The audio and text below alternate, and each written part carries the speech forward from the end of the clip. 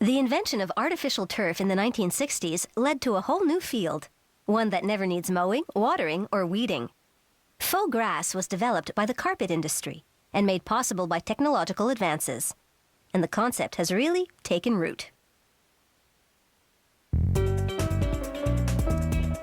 Synthetic turf has changed the landscape of professional sports.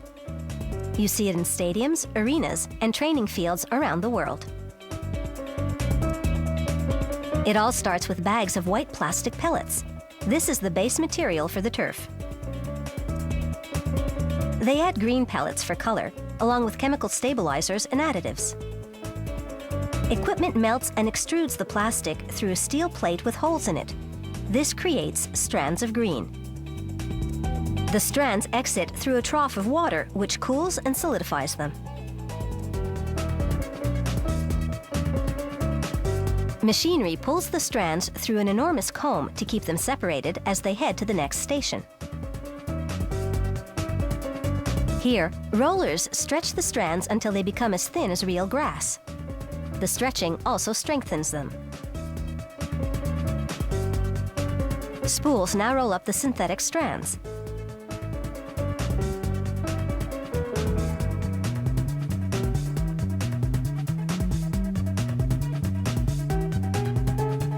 Once a spool is full, they remove it.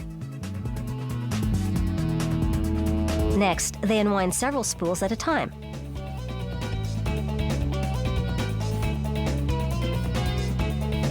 The strands come together to form a multiply synthetic yarn. The yarn travels over guides. This keeps it from slackening as a big spool winds it up. Further down the production line, mesh fabric merges with synthetic sheeting, while the multiply synthetic yarn travels through tubing to a tufting machine. The tufting machine is a giant sewing machine. It has up to 250 needles. These needles hook the yarn through the meshed synthetic sheeting. They make hundreds of rows of stitches per minute.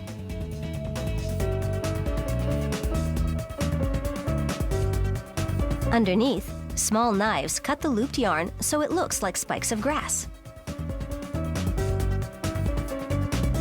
As you can see, this process is a whole lot faster than waiting for grass to grow. An inspector examines the turf to make sure the yarns are even. Then machinery moves it forward to a coating roller. The roller picks up adhesive from a trough below and applies it to the backing of the turf as it moves across. This binds the looped web of artificial grass to the backing.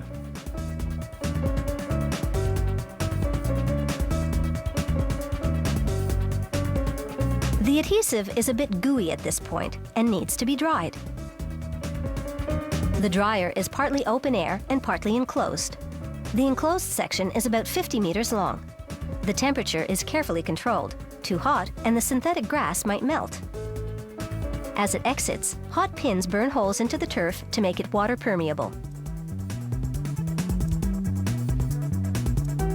Now they check to make sure this grass looks good on the surface. They pull out loose bits and measure the fibers. Then it's over to a device that simulates the effect of football cleats to confirm this turf is tough. To install artificial turf, they lay a rubber base and add the turf. They distribute sand throughout spikes of grass to give the turf weight. Then they spread rubber granules for a softening effect.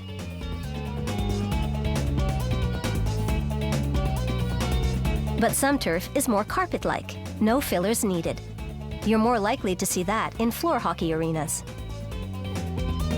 It's time to wrap up this turf job and toss a few balls around.